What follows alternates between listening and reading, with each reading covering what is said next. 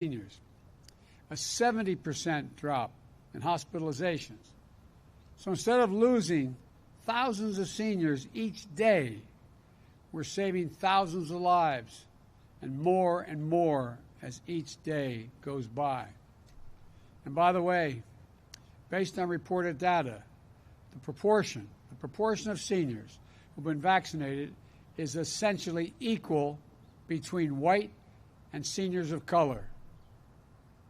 I said from the beginning that we're going to fight this virus with equity for all.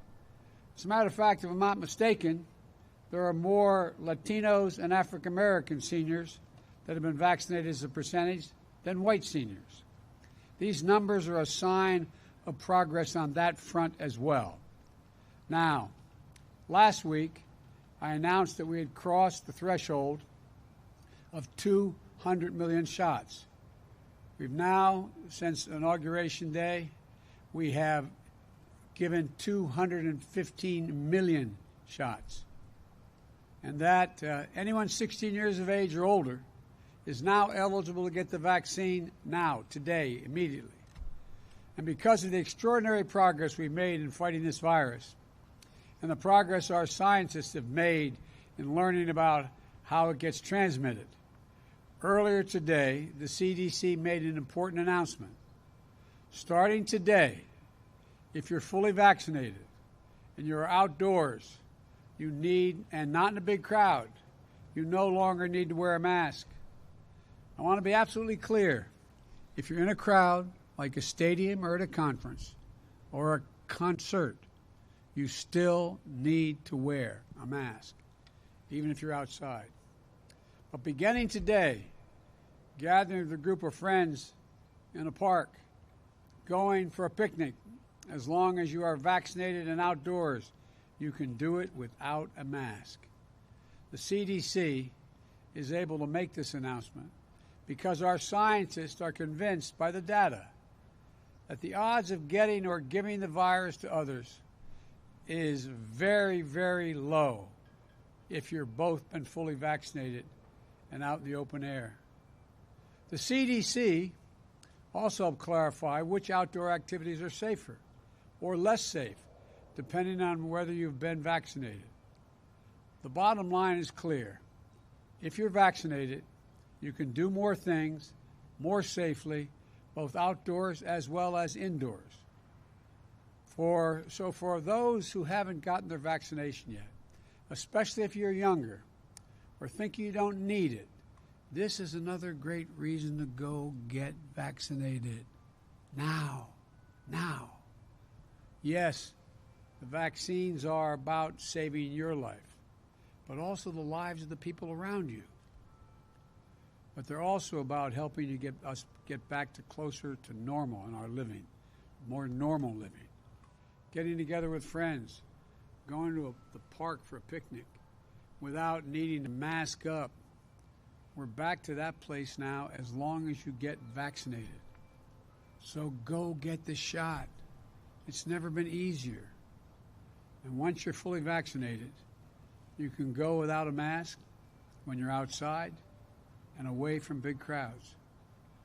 I want to thank the team at the CDC for everything they're doing to help us lead with science and bring our communities out of this crisis safely and responsibly. And I also want to thank everyone who's gotten the vaccine for doing your patriotic duty and helping us get on the path to Independence Day, which I'll be discussing more in detail next week. In the meantime, I urge all Americans, don't let up now. Keep following the guidance. Go get your vaccination now. It's free and it's convenient. 90% of the American people live within 5 miles of a site where you can get a vaccination. You can do this, and we will do this. Thank you all, and God bless you. And as much as the temptation is to stay outdoors in this beautiful day, I've got more work to do. Thank you all very, very much. Mr. President, if the risk is so low outdoors, why doesn't it apply to everybody? Would you have any preconditions before meeting with Vladimir Putin? One at a time. If the risk is so low outdoors, why doesn't this new guidance apply to everybody? Because the science indicates that the most certain way to make sure it doesn't spread if both people have been vaccinated, the people you're with, and you're outside. And you chose to wear a mask, sir. You chose to wear a mask. You chose to wear a mask as you walked out here. What message were you sending by wearing a mask outside alone? By watching me take it off and not put it back on until I get inside. Do you have any preconditions before a meeting with Vladimir Putin? I'll discuss that all another day. Thank you. What did you ask Vice President Harris to India do? needs AstraZeneca. Will you make it faster for them to get the vaccines we will get soon? India, they're suffering at What do this you say to moment. the folks in Will India? you make Look, it? I'm sorry. This is the last question I'll take, and I'm really going to be in trouble. With regard to India, I spoke at length with Modi, the Prime Minister. We are sending immediately a whole series of help that he needs, including providing for those remdesivir and other drugs that are able to deal with this and prevent, in some cases, but help recovery. Secondly, we are sending the actual mechanical parts that are needed for the machinery they have to build a vaccine, and that's being done as well. We're also I've discussed with him when we'll be able to send actual vaccines to India, which will be my intention to do.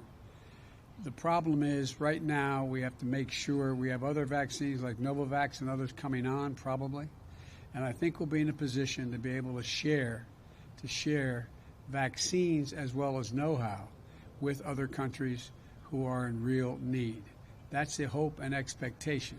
And I might add, when we were in a bind at the very beginning, India helped us. Thank you. What did you ask the Vice President to do to help with vaccine skepticism? How do you convince those still hesitant? Thanks, Mr. President.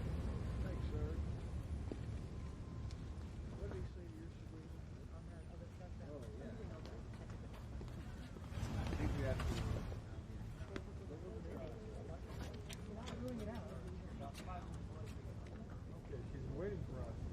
Waiting. You gotta go.